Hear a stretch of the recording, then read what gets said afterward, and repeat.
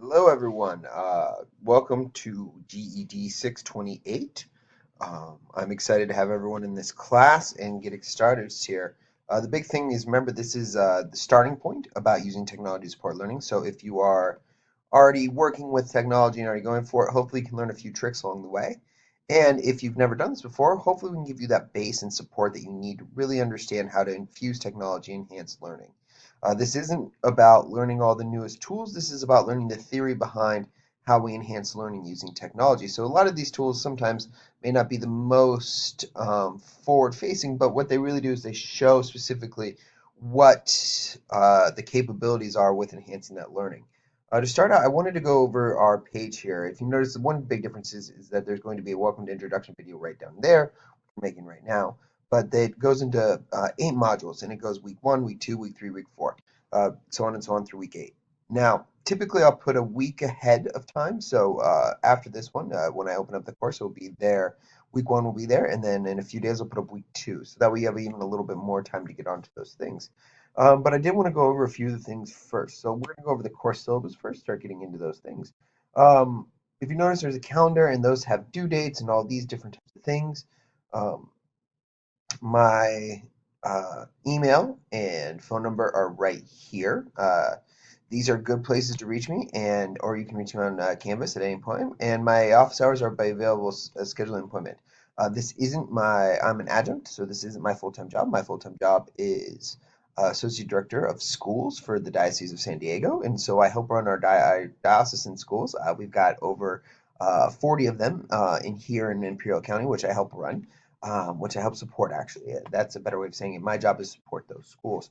But for us, so that means that I am able to meet with you at any time, typically, but I just need to be able to carve that out. And so just email me and we can get those times going. So to start out, we've got the typical boilerplate stuff, the conceptual framework, the course description, and I think one of the big things here is it's that we're candidates to appropriately use efficient use of technology resources related needed to access, evaluate information, analyze and solve problems, and communicate ideas in order and to maximize the instructional process. I think that's key there. You have to understand it's about maximizing that instructional process. So let's keep going here. We've got our course requirements. We're going to have a student introduction where you're going to create something about yourself, a digital poster. And that's actually going to be on um, Google if you would like to instead of Glogster. But then for the second assignment, we're going to do a group. You're going to do a group Google page that will show you with some different tools, a group collaboration, Bloom's PBL, infographic, discussion boards, e-portfolios, instructional technology plans, signature assessments, journal videos, instructional technology plan feedback, uh, Padlet graffiti wall, and a mid-course and end-of-course survey. And if you look at it, there's required readings, technology projects, online discussions, weekly reflections, and instructional technology plan, and in the signature assignment, which all go up. The required resources are there is no book, but you do have to log on every so often to make sure that you're getting to where you need to be. This is the signature assignment piece, and it shows you the rubric, academic honesty, all that good stuff. Um, Keep going down. So here's the major one. So first thing that's going to be due is on October 25th, which is coming up here in just a few days. You have to share your settings for the live binder. So you're going to go on the live binder, create one, and then just share the settings with me so that I can access it. On Friday the 26th, you're going to do your first student introduction. And then on Monday of next week, you're going to do the disposition noble character number 1. And then on November 2nd, you're the century skills and so on and so forth. If you look through it, there are a bunch of different pieces that go into different ideas of what we're doing. Which leads us into the model. So every week you're going to have a module. And this module will have readings, it will have assignments, it will have all sorts of resources for you to be able to deeper understand what we are doing to enhance our learning with technology.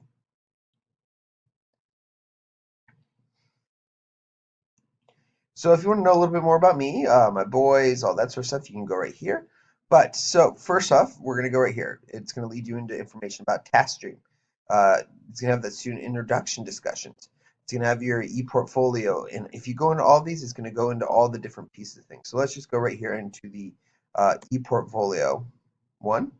And it's got a video on how to do Live Binder, getting started, exemplars, instructional technology lesson plans, blah, blah, blah, blah, blah. But if you see, it's all here. It's all here for you, and it's all ready to go. You just have to click and explore.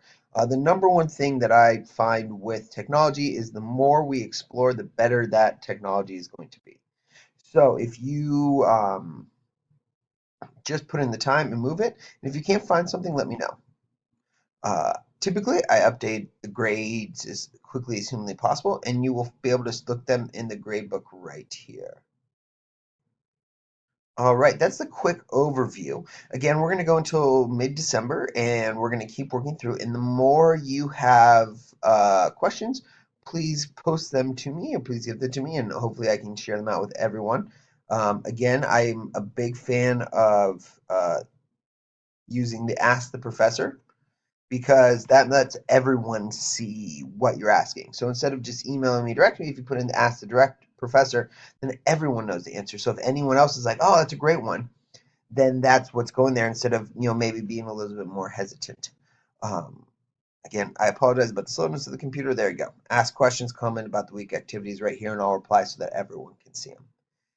Again, if you have any more questions or comments or just general inquiries, please let me know and I'll be happy to get back to you. Thank you so much for taking this class and course, and we look forward to working with you over the course of this semester.